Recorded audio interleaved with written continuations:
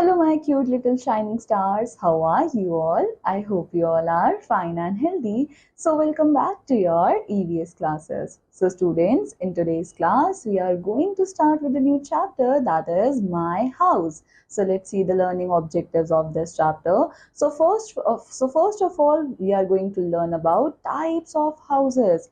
Then we are going to learn about rooms in a house. So you all must have different rooms in a house. So we are going to learn that what is the purpose, what is the function of every room in our house.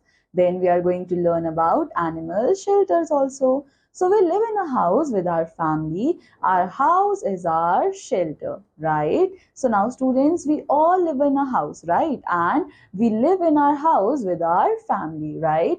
So students, our house gives us shelter. So that means that our house is giving us protection, right? So that is why our house is a safe place because it is protecting us from every bad weather, from animals and from rest of the things. So that means our house is our safe place. Now our house gives us rest and comfort. So now students, whenever we want to do rest, whenever we need comfort, so we rush to our house, right? So that means our house is giving us rest and comfort as well. So our house keeps us safe from heat, rain and cold. So students, we all should feel very much blessed that we have a house because there are some people who do not have house and they do not have any shelter. So they are not protected from heat, rain and cold. They have to bear all these extreme conditions, but we are blessed that we have our house, so we are protected from heat, rain and cold.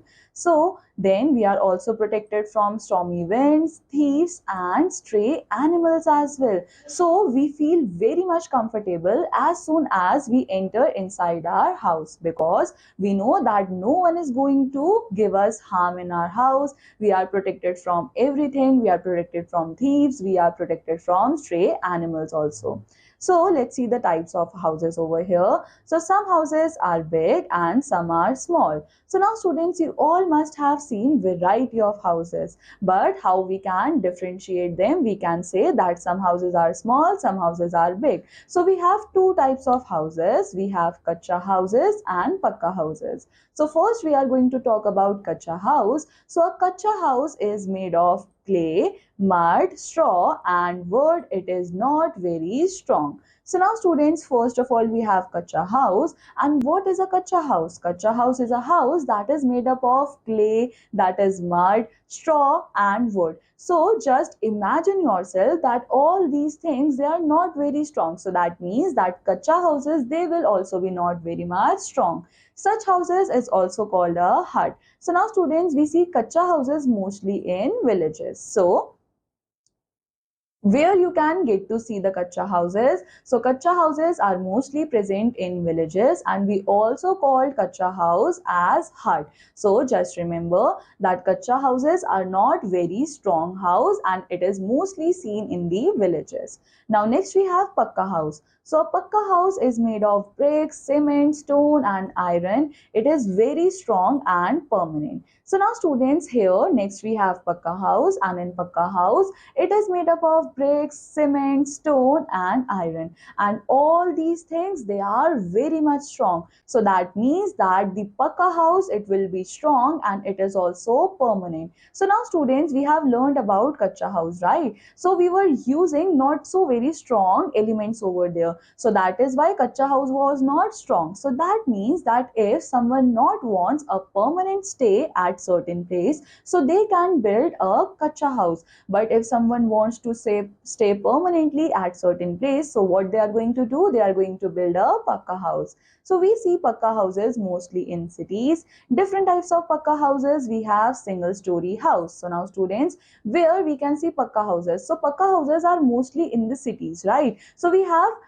certain pakka houses in the villages also, but mostly pakka houses are seen in the cities. So first of all, we have different types of pakka houses. So first of all, we have single story house. So over here you can see that this house, it is of only single floor, that is ground floor, right? Then we have double story house. So in double story house, we have ground floor, we have first floor. Then you can see a bungalow over here. So bungalow is a big house, right? Then we have multi-story flats, and multi-story flats means that we can see societies nearby us, right? So societies comes under multi-story house या फिर flats. Now next we have rooms in a house. So a good house has many rooms. So first of all we have drawing room, and what is the purpose of drawing room? So we welcome our guests over here. So students, what is the purpose of drawing room? So we welcome our guests over here. So whenever our guest arrives at our home, so we make them sit in our drawing room only, right? Then we have dining room, and what is it for? We eat our meals here. So whenever we want to eat meal, we use our dining room or our dining table. Then we have kitchen. So what is the purpose of kitchen? So food is cooked here, right? Our mothers cooks food for us in the kitchen only. Then we have bedroom. So we sleep and rest here. So whenever we want to sleep, we want to take rest, so we go to our bedrooms. Then we have bathroom, and we take a bath here. So whenever we want to take a bath, we have bathrooms for it. Then we have puja room, and in puja room we pray to God, right?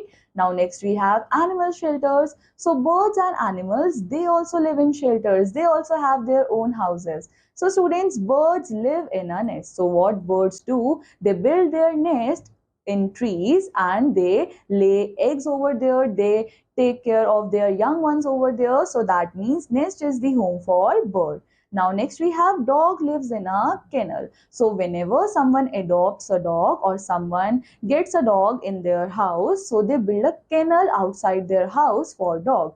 Then we have cow lives in a shed, right? Then where do monkeys live? They live on a tree. So now students, from this we get one thing clear, that house is very important for us. And why house is important for us? Because they are providing us comfort, they are providing us protection, they are protecting us from rain, heat, cold, storms, thieves and stray animals. So that means that house is very important for us, right? And there is one more thing, that we should keep our house clean. So why we should keep our house clean? Because if we are not going to keep our house clean, so that means there will be a lot of bacteria and germs that may harm us. We can get diseases from them. So that is why it is important to keep our houses clean. So now students, on the basis of the chapter, you have this exercise over here in which you have few questions, and then you have activity and project as well. So I want you all to complete this exercise, and this completes our chapter. I hope you all have understood this chapter, and now I'm going to meet you in the next class. Till then, take care. Bye-bye.